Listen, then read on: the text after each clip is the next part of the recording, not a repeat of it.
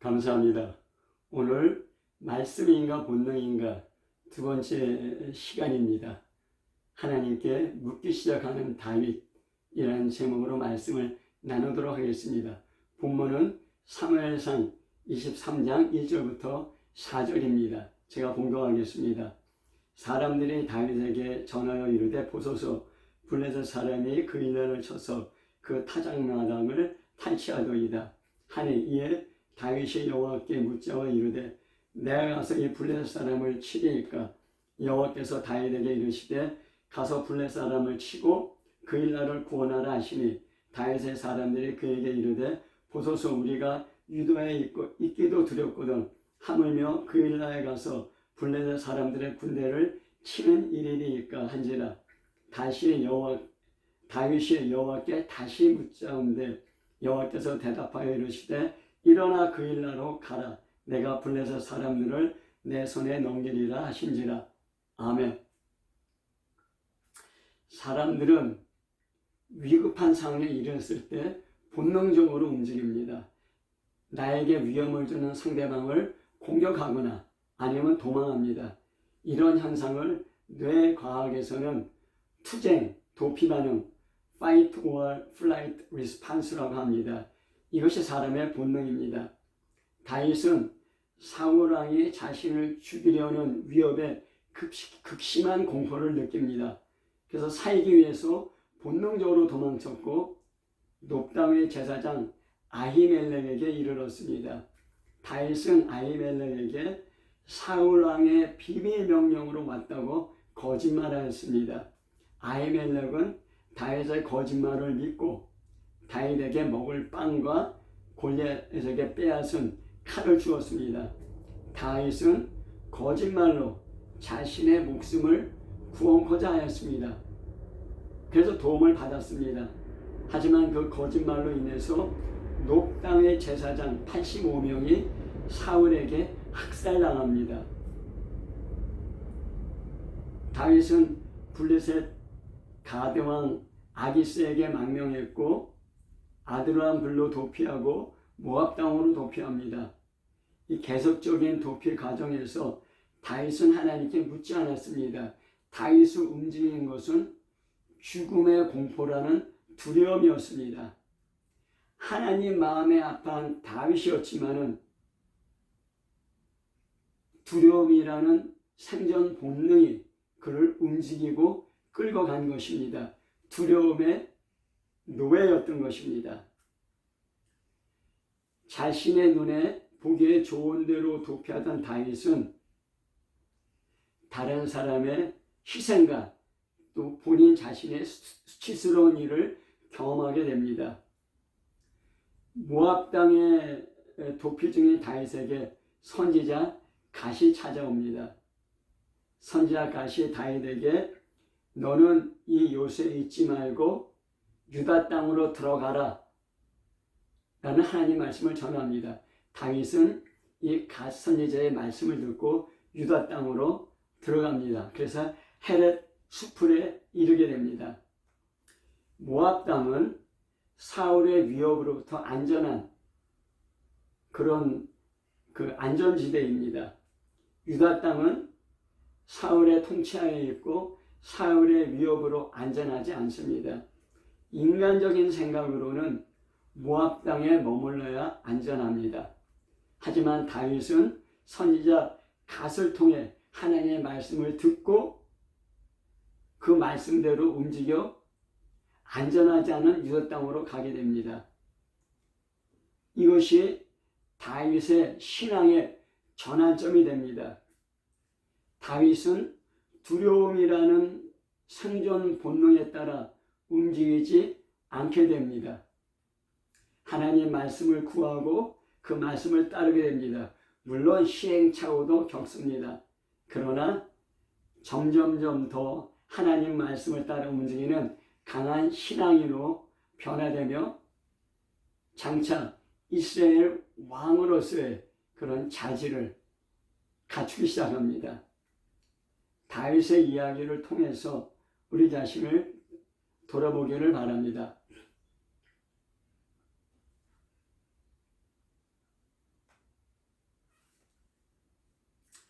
다윗은 갓 선지자의 말씀을 듣고 유다 땅 헤데스풀로 도피했습니다.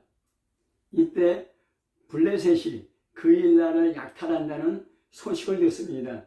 그일라는 블레셋의 국경과 가까운 국경 도시입니다.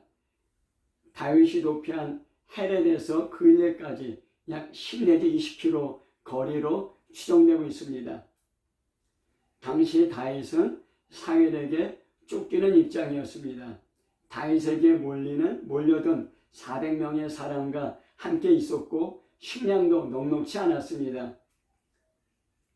사울은 이스라엘 왕이었지만은 블레셋과 싸우기보다는 자기에게 위협이 되는 다윗을 죽이려고 다윗을 추격하고 있었습니다.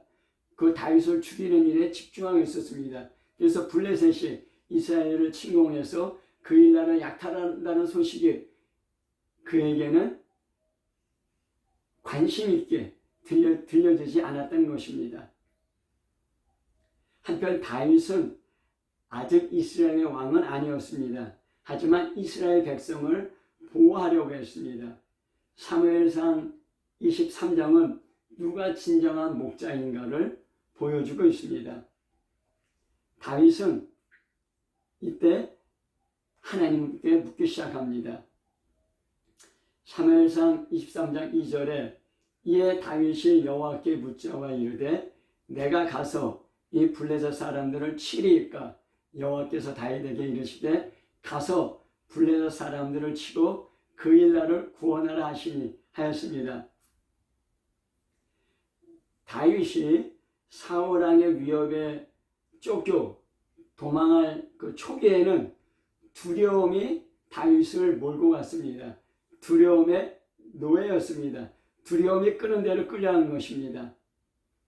그래서 그 두려움에 도망치며 거짓말도 하고 인간적인 꾀를 내기도 했습니다. 내가 죽을 것 같은 두려움에 가득할 때 다른 사람을 돌아볼 여지가 없습니다.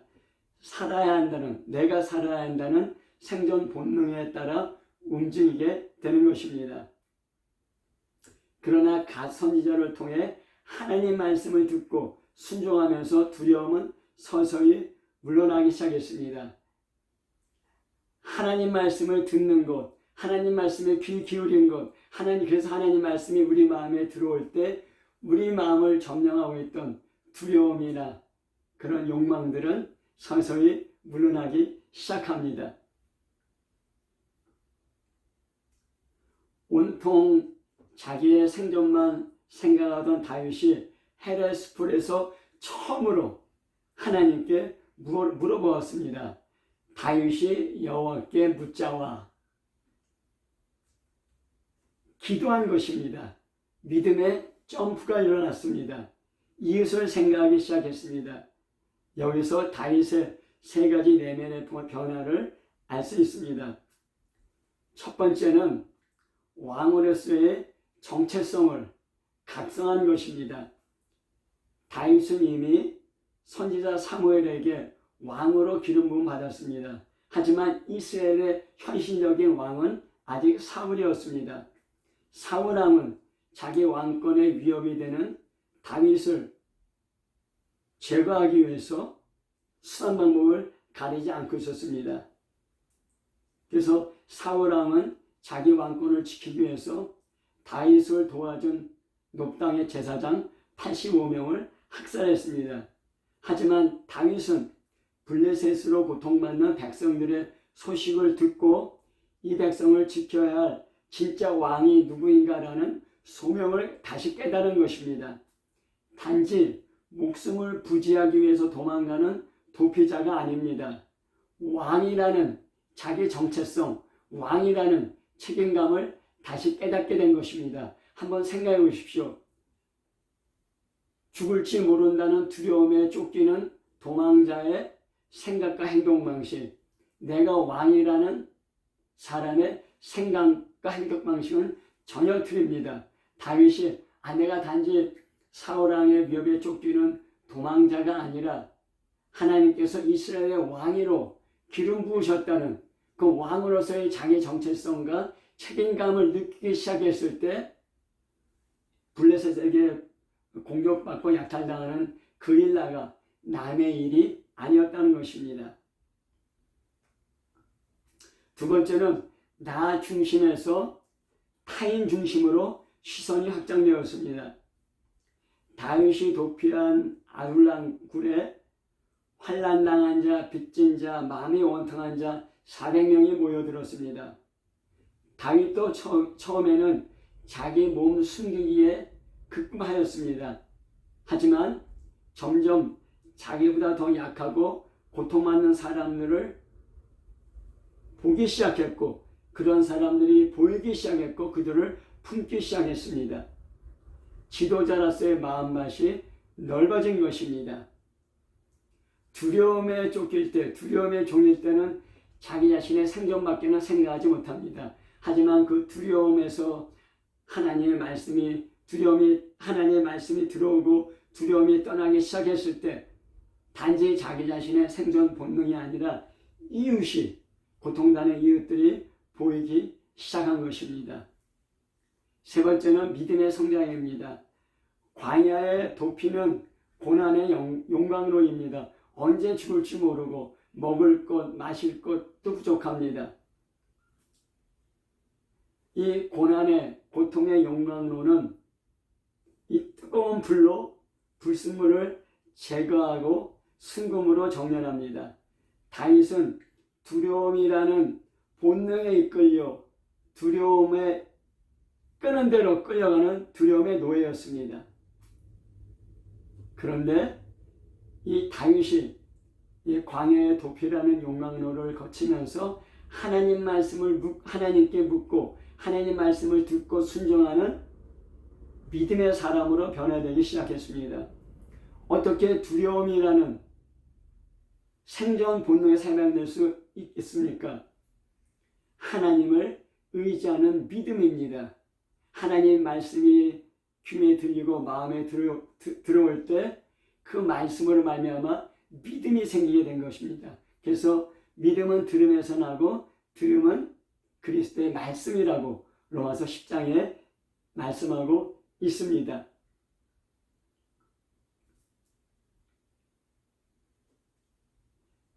다윗은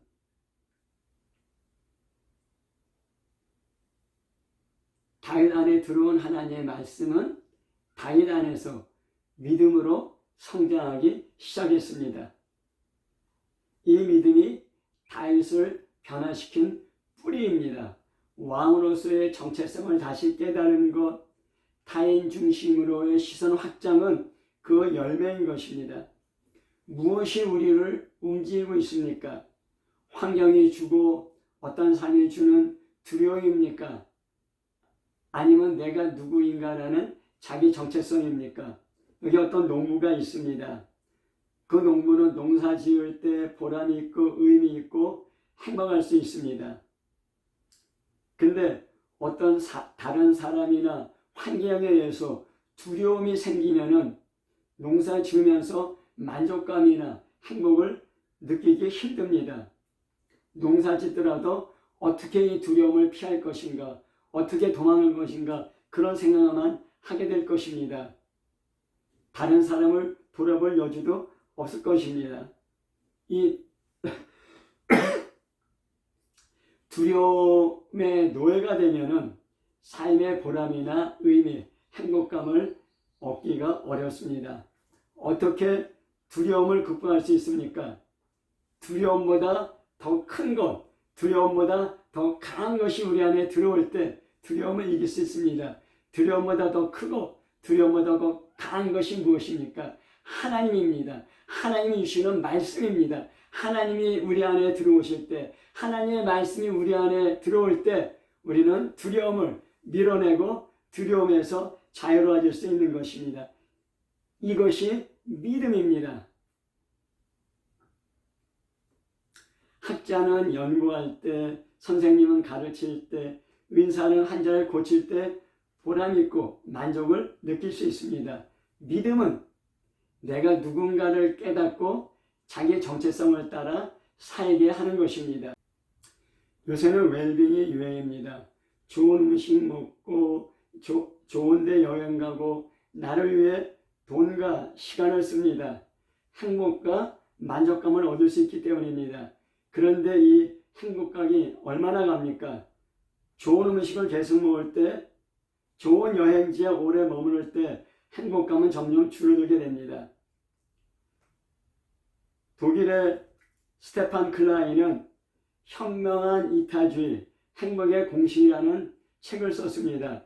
남에게 무엇을 받느냐가 아니라 우리가 얼마만큼 주느냐가 인생의 행복을 결정한다는 것입니다.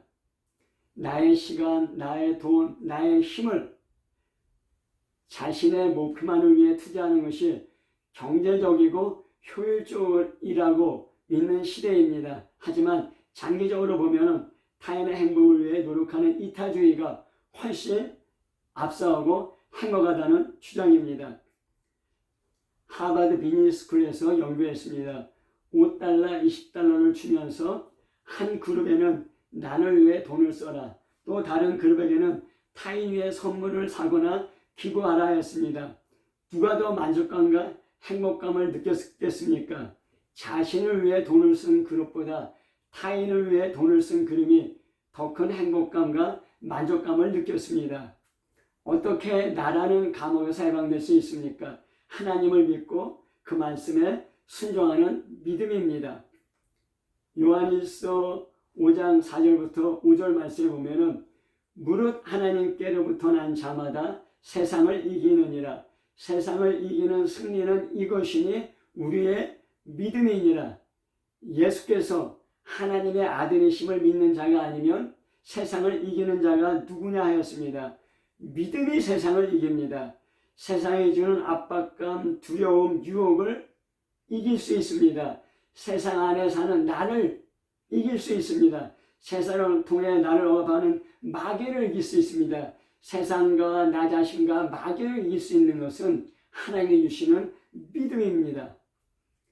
하지만 아직 다윗의 사람들은 두려움에 따라 움직이고 있었습니다.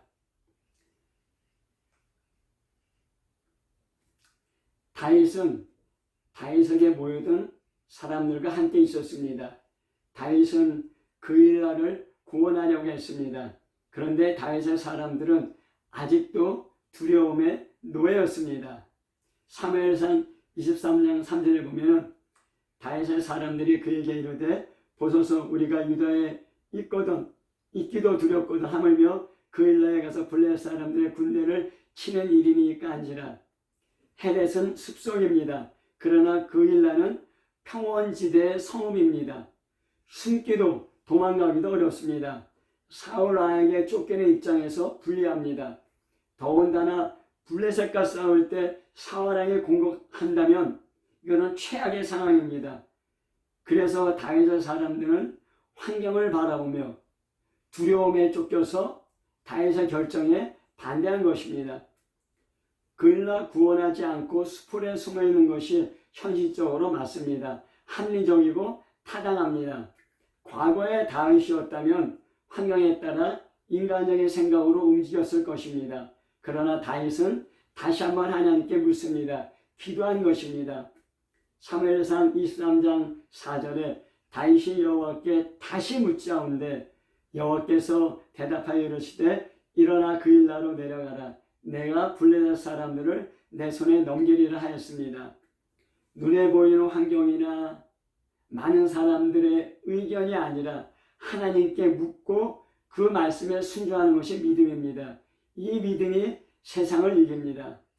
세상이 주는 두려움, 세상이 주는 이기적인 욕망, 세상이 주는 헛된 기대를 이기는 것이 믿음인 것입니다. 다윗과 그의 사람들이 그 일나라 가서 블레셋을 물리치고 그 일나라를 구원합니다. 사울이 나를 공격할 수도 있다는 그런 위험을 부당하고서 하나님 말씀에 순종하여 그 일나라를 구원한 것입니다. 하지만은 그 일나라 주민들은 다윗을 배신하려고 합니다. 다윗이 그 일나라에 온 것을 어떤 사람이 사울에게 알렸습니다. 사울왕은 사무엘상 23장 7절에 하나님이 그를 내 손에 넘기셨도다. 그가 문과 문빗장에 있는 성읍으로 들어갔으니 갇혔도다 하였습니다. 사울은 자기 방식으로 하나님을 생각하고 이제는 다윗을 잡았다고 좋아한 것입니다. 사울은 모든 백성을 군사로 불러 모으고 그일라로 내려가서 다윗을 에워싸려 했습니다. 이 소식을 들은 다윗은 제사장 아비아달에게 에봇을 가져오라고 하고 다시 하나님께 두 가지를 묻습니다. 사무엘상 23장 10절부터 12절에 보면 다윗이 이르되 이스라엘 하나님 여호와여 사울이 나 때문에 이 성읍을 멸하려고 그일라로 내려오기를 꾀한다 함을 주의 종이 분명히 들었나이다. 그일라 사람들이 나를 그의 손에 넘기겠나이까? 주의 종이 들은 대로 사울이 내려오겠나이까? 이스라엘 하나님 여호와여 원하건대 주의 종에게 알려주옵소서 하니 여호와께서 이르시되 그가 내려오리라 하신지라. 다윗이 이르되 그일라 사람들이 나와 내 사람들을 사울의 손에 넘기겠나이까 하니 여호와께서 이르시되 그들이 너를 넘기리라 하신지라 하였습니다.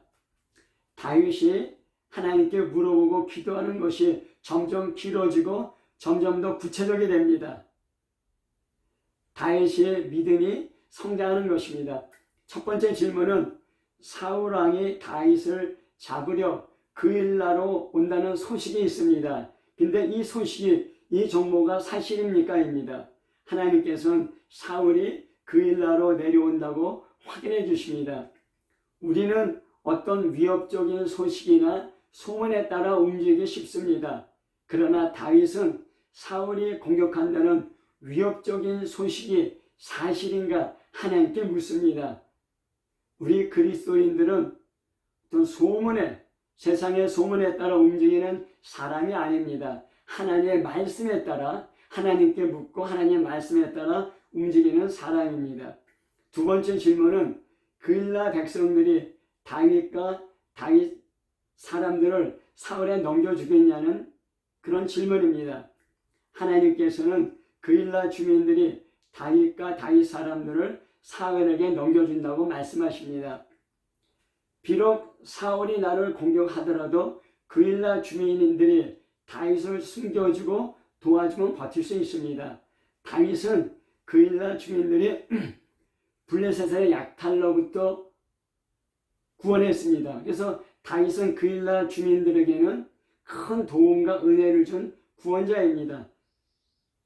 다윗을 통해 구원과 은혜를 입은 그일라 주민들이 다윗을 숨겨주고 도와줄 것이라는 그런 기대하기가 쉽습니다.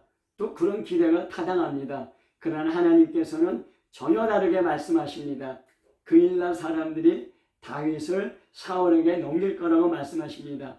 다윗은 그일라를 떠나 다시 광야로 도피합니다. 목숨과 재산을 지켜준 사람에게 고마워하고 보답하는 것이 사람의 도리입니다. 또 그런 기대를 할 수 있습니다. 그러나 다윗을 도와주면 사울 왕에게 죽을 수 있다는 두려움이 은혜 받은 고마움보다 더 컸습니다. 두려움이라는 생존 본능이 나를 구원해줬다는, 그래서 고마워한다는 그런 인간의 도리보다 더 강하고 컸던 것입니다.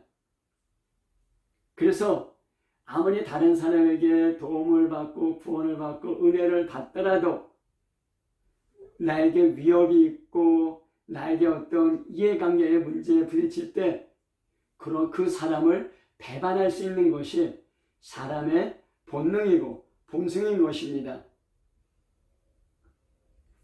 사람은 신뢰의 대상이 아니라 그저 사랑의 대상일 뿐입니다. 사람에게 기대하고 사랑을 의지할 때 우리는 상처받고 큰 어려움을 겪게 됩니다. 우리가 신뢰하고 의지할 수 있는 믿음의 대상은 오직 하나님 한 분뿐인 것입니다. 사람은 완전하지 않습니다.